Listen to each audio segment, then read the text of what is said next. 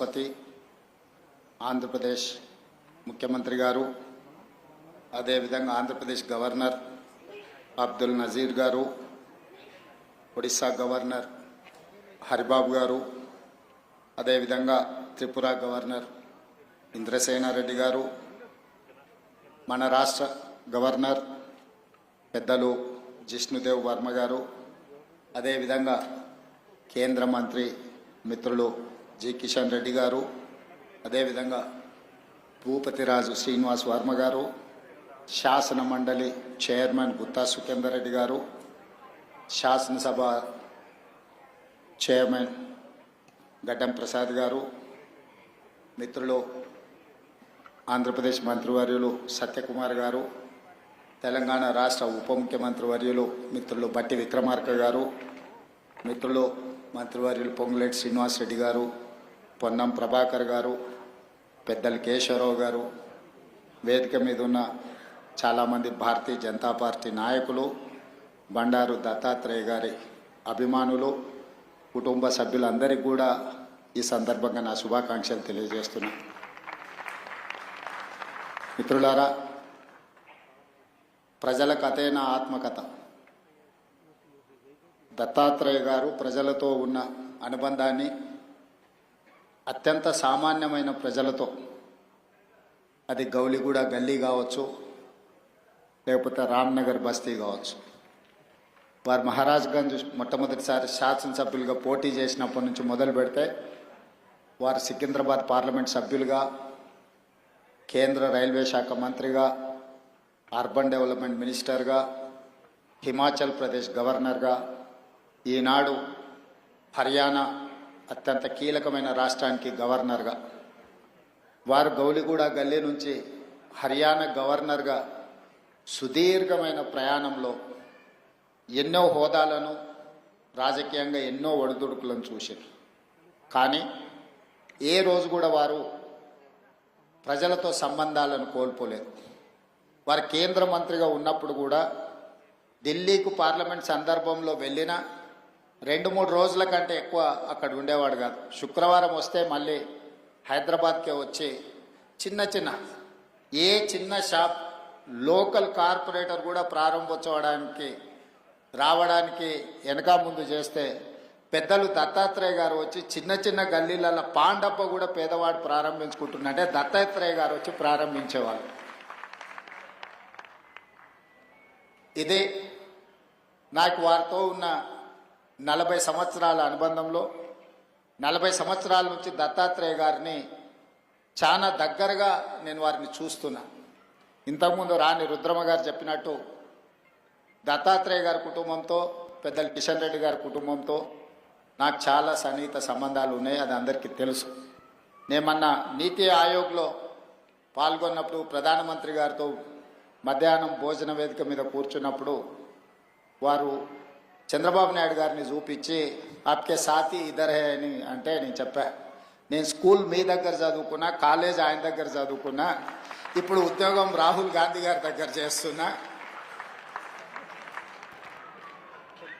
So నాకు మీ దాంట్లో కూడా అందరితో పరిచయం ఉందని, ముఖ్యంగా ఈ వేదిక మీద ఉన్న ఇంతకుముందు శ్రీనివాస్ వర్మ గారు చెప్పిన భారతీయ జనతా పార్టీ రాష్ట్ర అధ్యక్షుల గురించి, ఆ రాష్ట్ర అధ్యక్షులు అందరితో నాకు సన్నిహిత సంబంధాలు ఉండేవి. ఇప్పుడు సరే రాజకీయంగా భిన్న ప్రయాణం, కానీ వ్యక్తిగత సంబంధాలలో ఎప్పుడూ లోపం కానీ, ఎప్పుడూ ఆ సంబంధాల విషయంలో దాచిపెట్టాలన్న ఆలోచన కానీ చేయలేదు. ఎందుకు అంటే వారందరితో నాకున్న ప్రత్యేకమైన అనుబంధం. ఈరోజు తెలంగాణ రాష్ట్ర ముఖ్యమంత్రిగా మా మంత్రివర్గ విస్తరణ కార్యక్రమం ఉన్న మంత్రివర్గ విస్తరణ కార్యక్రమం చూసుకొని మంత్రివర్గ ప్రమాణ స్వీకారం చేసిన మా మంత్రులను కూడా మళ్ళీ రేపు కలుద్దాము. నాకు గవర్నర్ గారికి ఇద్దరికీ దత్తాత్రేయ గారి పుస్తకావిష్కరణ కార్యక్రమం ఉన్నది, అక్కడికి వెళ్ళాల్సిందే అని చెప్పి సరాసరి గవర్నర్ భవన్ నుంచి గవర్నర్ దత్తాత్రేయ గారి పుస్తకావిష్కరణకు రావడం జరిగింది. ఈరోజు రాజకీయాలలో ఒక్కసారి కార్పొరేటరు, కౌన్సిలర్ అయితేనే వాళ్ళ జీవన శైలి విధానంలో చాలా మార్పు, ప్రజల సంబంధాలలో ఒక భిన్నత్వాన్ని ప్రదర్శించే పరిస్థితులు ఉన్నాయి. కానీ దత్తాత్రేయ గారిని చూసి నేర్చుకోవాలి. అజాతశత్రువు అనే పదాన్ని మనం పుస్తకాలలోనే చదువుకుంటాం, కానీ బండారు దత్తాత్రేయ గారిని చూసినప్పుడు ఆ పదము 100% వారికి సరిపోతుంది. జాతీయ రాజకీయాలలో అటల్ బిహారీ వాజ్పేయి గారికి ఉన్న గౌరవం రాష్ట్ర స్థాయి రాజకీయాలలో బండారు దత్తాత్రేయ గారికి ఉంది అని చెప్పి మనం ఈరోజు గుర్తు చేసుకోవచ్చు. అటల్ బిహారీ వాజ్పేయి గారు ప్రతిపక్షంలో ఉన్నా, ప్రధానమంత్రిగా ఉన్నా, పార్లమెంట్ సభ్యుడిగా ఉన్నా, ఎన్నికల్లో ఓడిపోయినప్పుడు కూడా అటల్ బిహారీ వాజ్పేయి గారి గౌరవం ఎప్పుడూ తగ్గలేదు. పదవులతో వారి గౌరవం పెరగడం, పదవి లేకపోతే వారి గౌరవం తగ్గడం ఏమాత్రం లేదు అని అటల్ బిహారీ వాజ్పేయి గారిని మనం ఏ విధంగా అయితే అనుకుంటామో అదే విధమైన పోలిక పెద్దలు బండారు దత్తాత్రేయ గారికి ఉన్నది. వారు పార్లమెంట్ సభ్యుడిగా ఉన్నా లేకపోయినా, కేంద్ర మంత్రిగా ఉన్నా లేకపోయినా, గవర్నర్గా ఉన్నా లేకపోయినా, ఈ తెలంగాణ రాష్ట్రంలో ముఖ్యంగా ఈ జంట నగరాలలో బండారు దత్తాత్రేయ గారిని గౌరవించని రాజకీయ నాయకుడే లేడు, ఏ పార్టీ అయినా అయి ఉండొచ్చు. అదేవిధంగా అలాయ్ బలాయ్ కార్యక్రమం తెలంగాణ రాష్ట్ర సాధనలో కీలక పాత్ర పోషించింది. నాకు తెలిసి 19 సంవత్సరాల నుంచి బండారు దత్తాత్రేయ గారు నిర్వహించే అలాయ్ బలాయ్ కార్యక్రమం తెలంగాణ ఉద్యమానికి ఒక స్ఫూర్తిగా పనిచేసింది. రాజకీయాలలో ఇతర అంశాలలో భిన్నాభిప్రాయాలు ఉండేవాళ్ళు ఒక వేదిక మీదకి ఎప్పుడైనా అరుదుగా కనిపిస్తారంటే అది దత్తాత్రేయ గారు నిర్వహించే అలాయ్ బలాయ్ కార్యక్రమంలో కనిపించేది. ఈరోజు వారి పుస్తకావిష్కరణలో ఈరోజు ఇంతమంది గవర్నర్లను ఒక వేదిక మీద నేను ఎప్పుడు చూడలే. ఈరోజు గవర్నర్స్ పరేడ్ లాగా ఉన్నది ఈ వేదిక. అంటే వ్యక్తిగతంగా వారితోనున్న అనుబంధంతోనే వీళ్ళందరూ ఇక్కడికి రావడం జరిగింది. తెలంగాణ రాష్ట్ర ప్రభుత్వంలో కాంగ్రెస్లో ఉన్న మంత్రివర్గం మొత్తం ఇక్కడనే ఉంది. మంత్రివర్గ సమావేశం నేను ఇక్కడనే పెట్టుకోవచ్చు అన్నట్టుకుంది. ఎందుకంటే ఎవరు కూడా దత్తాత్రేయ గారిని భారతీయ జనతా పార్టీ నాయకుడనో లేకపోతే భారతీయ జనతా పార్టీ కార్యక్రమానికి పోతున్న భావన లేదు. ఒక మర్యాద కలిగిన రాజకీయ నాయకుడి కార్యక్రమానికి వెళ్తున్నామని చెప్పి ఈరోజు అందరి వేదిక మీద కనిపించడం జరిగింది.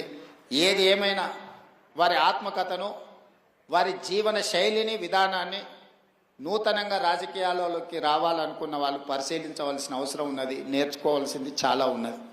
మేమందరం, నేనైతే మొదటి నుంచి వారిని దగ్గరగా గమనిస్తున్నా. హైదరాబాద్లో పి జనార్దన్ రెడ్డి గారు, బండారు దత్తాత్రేయ గారు పేదల గుండెల్లో చిరస్థాయిగా ఉంటారు. ఎవరికి ఏ కష్టం వచ్చినా, ఎవరికి ఏ బాధ ఉన్నా అది తీరుతుందో తీరదో తెలియదు, కానీ కష్టం వచ్చినప్పుడు వాళ్ళకు గుర్తొచ్చే నాయకులు ఇద్దరు జంట నగరాలలో. ఒకరి పి జనార్దన్ రెడ్డి అయితే, 2 బండారు దత్తాత్రేయ గారు. మేము వెళ్ళి చెప్పుకోవచ్చు, మేము కలవచ్చు, మేము ఎప్పుడు వెళ్ళినా నాయకుడు కలుస్తాడు, మా సమస్య వింటాడు, అధికారులకు ఫోన్ చేస్తాడు.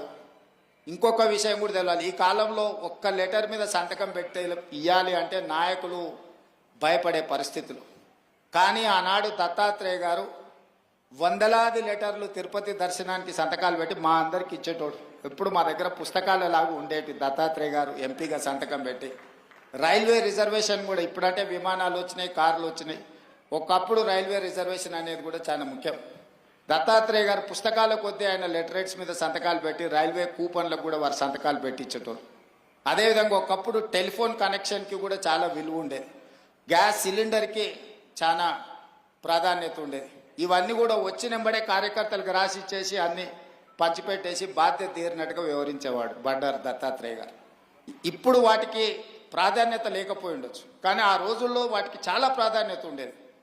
కానీ వారు ఏ రోజు కూడా కార్పొరేట్ బిజినెస్ వాళ్ళకి ఇవ్వలే, సామాన్యమైన కార్యకర్తలకు ఇచ్చేటోడు బండారు దత్తాత్రేయ గారు. లిస్టు రాసుకొని మొదటి నుంచే పార్టీలు ఎవరున్నారు, లేకపోతే ఆర్గనైజేషన్లో సంఘంలో కానీ స్వయం సేవక సంఘ కార్యకర్తలు ఎవరైనా మొదటి నుంచే సంఘాన్ని నమ్ముకొని ఉన్నవాళ్ళు ఎవరున్నారు, ఇట్లా ఒక్కరొక్కరిని వారు గుర్తుపెట్టుకొని రాసుకొని వచ్చిన కూపన్లను వాళ్లకు ఇచ్చి పిలిచి ఇచ్చేవాడు.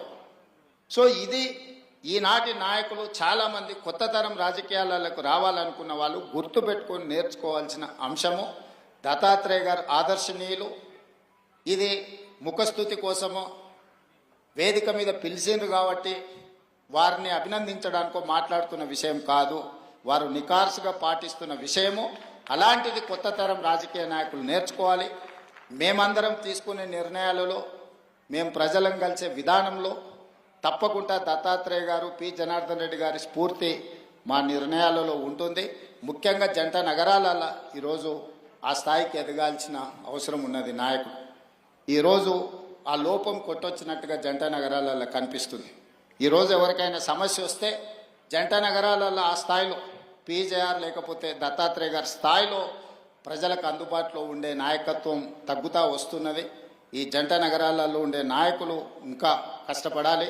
వాళ్ళందరూ కష్టపడతారని, ఏదైనా మా దృష్టికి వచ్చిన అంశాలను తప్పకుండా పరిష్కరించే వాటిని పరిష్కరిస్తాం, సహకరిస్తాం. అదేవిధంగా పెద్దలు కిషన్ రెడ్డి గారితో నాకున్న ప్రత్యేకమైన అనుబంధం ఈ వేదిక మీద నేను ఎక్కువ చెప్పాల్సిన అవసరం లేదు. వేదిక మీద ఉన్న వాళ్ళకి, ఇక్కడ ఉన్న వాళ్ళందరికీ తెలుసు. వారు నేను కలిస్తే తెలంగాణ రాష్ట్రం అభివృద్ధి పదం వైపు వేగంగా దూసుకెళ్తుంది. రాజకీయాలకు అతీతంగా కిషన్ రెడ్డి గారిని గౌరవించుకుంటూనే, అప్పుడప్పుడు ప్రశ్నించుకుంటూనే తెలంగాణ రాష్ట్రాన్ని అభివృద్ధి పదం వైపు నడిపించడానికి నేను ఎప్పుడు ముందుంటానని తెలియజేస్తూ, మీ అందరికీ మరొకసారి శుభాకాంక్షలు తెలియజేస్తూ సెలవు తీసుకుంటున్నాను. ధన్యవాదాలు మిత్రులారా.